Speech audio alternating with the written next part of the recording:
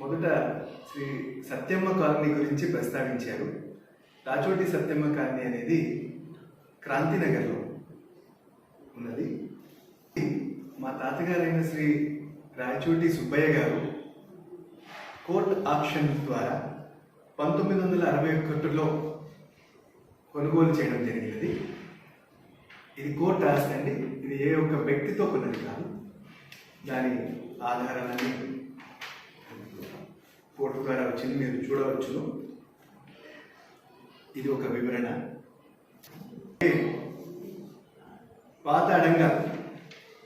పాత అడంగాల్లో కూడా సేమ్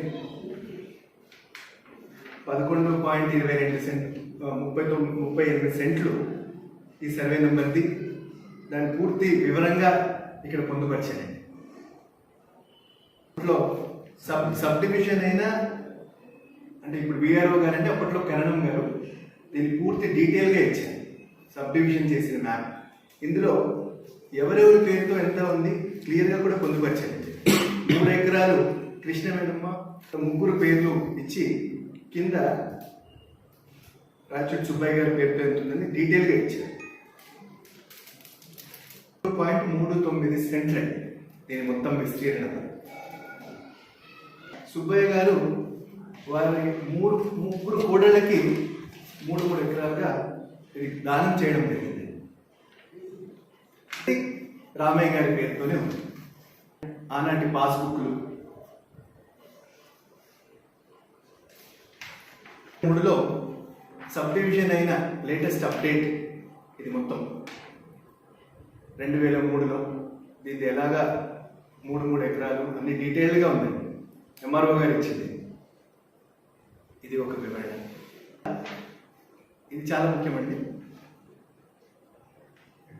2010 సంవత్సరంలో ఇంక లేఅవుట్ ప్లాన్ అప్రూవల్ అయిపోయి మీరు ఇంకా ఈ ప్లాట్లు విక్రయించవచ్చు అనే వివరణ కూడా ఇక్కడ స్పష్టంగా ఇవ్వడం జరిగింది.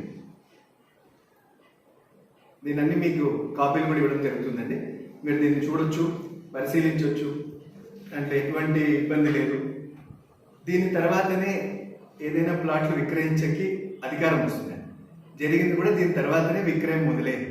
ఇదంతా మా సొంత కుటుంబ పొలంని మనము లేఅవుట్ ప్లాన్ చేయడం జరిగింది.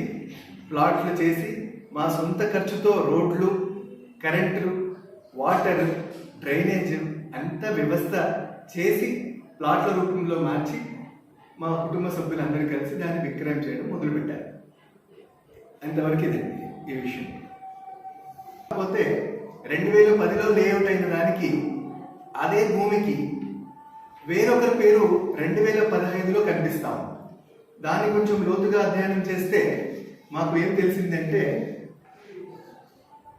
19/4/2015లో ఈ నంబర్లు, ఈ సర్వే నంబరు దాని సబ్ డివిజన్ని ఎడిట్ చేయడం జరిగింది. అది ఎందుకు ఎడిట్ చేసినారు? మా దగ్గర ఒరిజినల్ దస్తావేజులు ఉన్నాయి, కోర్ట్ ఆక్షన్లో కొన్న దస్తావేజులు ఉన్నాయి. మరి ఇది ఎలా చేశారు? ఎల్పీ అయిన జగాని మళ్ళీ సబ్ డివిజన్ చేయడం ఏంటి? అది చాలా ఆశాస్పదంగా ఉంది. ఎందుకంటే ఇది గవర్నమెంట్ అధికారుల దృష్టికి మేము తప్పకుండా తీసుకెళ్తాము. దీన్ని మళ్ళా వాళ్ళు పరిశీలించి యథావిధిగా ఆ పేర్లకు మార్చడం జరుగుతుంది. మాకు 2010లో లేఅవుట్ అయిన తర్వాత దీన్ని మరీ ఎక్కడా కూడా లోతుగా వెళ్ళి చూడవలసిన అవసరం ఉండదు కదా అని మేము ఇంకా ముందుకు వెళ్ళలేదు. ఎందుకంటే 2010లో ఎల్పీ వచ్చేసింది. ఎల్పీ వచ్చిన దానికి సర్వే నెంబరు సబ్ డివిజన్తో ఎటువంటి అవసరము లేదు. ఎందుకంటే అది పొలం కాదు, ప్లాట్లు అయిన తర్వాత మా అవసరం నిమిత్తము మేము మహాయోగి లక్ష్మ బ్యాంక్లో దానికి లోన్ తీసుకున్నప్పుడు ఇది సెక్యూరిటీగా ఇవ్వడం జరిగింది. మేము సమయానికి వాళ్లకు ఇవ్వలేనందుకు వాళ్ళు ఆప్షన్గా వేసేసి వాళ్ళు 2 సార్లు 3 సార్లు ప్రయత్నం చేశారు. అప్పట్లో అంత విలువైన జగ కాదది, అంత మూలకి అంత విలువైనది కాదని అంతగా జనము ఆదరణ చూపిలేదు కొనడానికి. కాకపోతే వాళ్ళు మెల్లగా కొంతగా విక్రయించి మా అకౌంట్కి జమ చేసి ఎటువంటి బాకీ లేకుండా, పైగా మాకు తెలిసిన విషయం ఏమంటే బ్యాంకు వారి ద్వారా మాకు సరిపడా లోన్ కంటే కూడా ఎంతో శాతం ఎక్కువ మొత్తం కూడా జమ అయింది. ఇక్కడ ఎంతో లాభపడింది బ్యాంకు. ఇక్కడ ఇచ్చిన వాళ్ళు సవ్యంగా ఇచ్చాం, అమ్మేవాళ్ళు పద్ధతి ప్రకారం ప్లాట్ల ప్రకారం అమ్మారు, డబ్బు జమ అయింది, ఎక్కువ కూడా జమ అయింది. ఇక్కడ ఎవరికి ఏమీ ఇబ్బంది జరగలేదు. మా ఆస్తి మేము ఇచ్చాము, వాళ్ళు అమ్ముకున్నారు, వాళ్ళకి జమ అయింది. మాది అక్కడితో అందరి బాధ్యతలు సవ్యంగా తీరినాయి. ముఖ్యంగా ఏమంటే మహాయోగి లక్ష్మీ బ్యాంకులో ఎక్కడైనా కానీ ఎవరైనా కానీ బంధుప్రీతి అటువంటిది ఏమి ఉండదండి. సొంత వాళ్ళు కదా అంటే, సొంత వాళ్ళు అంటే మా అయ్యగారు వాళ్ళు సొంత చైర్మన్ గారి తమ్ముడు అయినప్పటికీ వాళ్ళు డైరెక్ట్గా ఇవ్వలేరు కాబట్టి ఆర్బీఐ రూల్స్ ప్రకారం మేము తీసుకోవడం జరిగింది. ఎందుకంటే అప్పట్లో ఆర్బీఐ రూల్స్ ప్రకారం వాళ్ళ ఫ్యామిలీ మెంబర్ అయిన వాళ్ళ ఓన్ బ్రదర్ వైఫ్కి ఇవ్వకూడదు కాబట్టి మాకు ఇవ్వడం జరిగింది. మా అమ్మగారు తన ఆస్తిని మాకు నా తమ్ముడికి రాసిచ్చి చేసిన అంత జమ అయిపోయింది, ఎటువంటి ఇబ్బంది లేదు.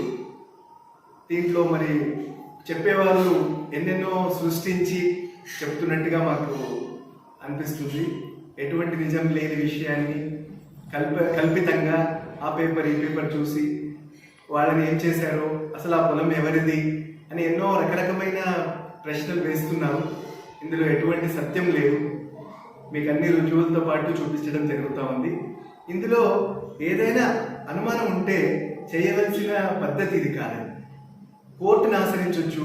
మీ దగ్గర ఎటువంటి నిజమైన పత్రం ఉంటే సరైన మార్గంలో మన ఆదోని వాళ్ళు అంటేనే లక్ష్మమ్మ, రణమండల ఆంజనేయ స్వామి, వాసవి కన్యకా పరమేశ్వర దేవికి కొలిచి ఎంతోమంది దేవతలు ఉండే ఊరు మనం. అందరూ ఒకరికొకరు సామరస్యంగా నడుచుకునేవారు. ఇటువంటి చర్యల వల్ల మన ఆదోని ప్రజల ఐక్యత కూడా దెబ్బతింటుంది. ఎవరైనా కూడా అనుమానం ఉంటే దాన్ని ఎక్కడ మనం దాపెట్టుకునే పని లేదు. దాన్ని కోర్టుని ఆశ్రయించి న్యాయపరంగా చట్టపరంగా ఏదైనా పద్ధతిలో వెళ్ళి అన్నీ కూడా క్లారిఫై చేసుకోవచ్చు. మొదటిగా దీని విషయం అడగడానికి కూడా మా కుటుంబ సభ్యులు ఎవ్వరూ రాలేదు. ఇప్పుడు మీడియా వాళ్ళు కూడా వాళ్ళకి ఇంటర్వ్యూ తీసుకున్నారు. కనీసం మా దగ్గరికి వచ్చి సార్ వాళ్ళు ఇలా చెప్తున్నారు, ఇదేంటండి, దీని గురించి ఏమైనా మాకు వివరణ ఇస్తారా అని కూడా కోరలేదు. ఎందుకంటే ఇంత పరువుగల కుటుంబము, అరే ఒకసారి ఇలా చేసి ఉంటారు అని అనుకోని, లేదా కనీసం చేస్తున్నా కూడా ఎట్లా చేస్తున్నారు, మీ దగ్గర ఏం రుజువులు ఉన్నాయి అని ఒకసారి అభియోగం వేసిన వాళ్ళు కానీ మీడియా ముఖంగా చెప్పేవాళ్ళు కానీ కొంచెం ఒకసారి వచ్చి ఎంక్వైరీ చేసి ఉంటే ఎంతో బాగుండు. అయినప్పటికీ ఇప్పటికైనా మాకు ఇంటికి పరువుకి వీళ్ళు సవాల్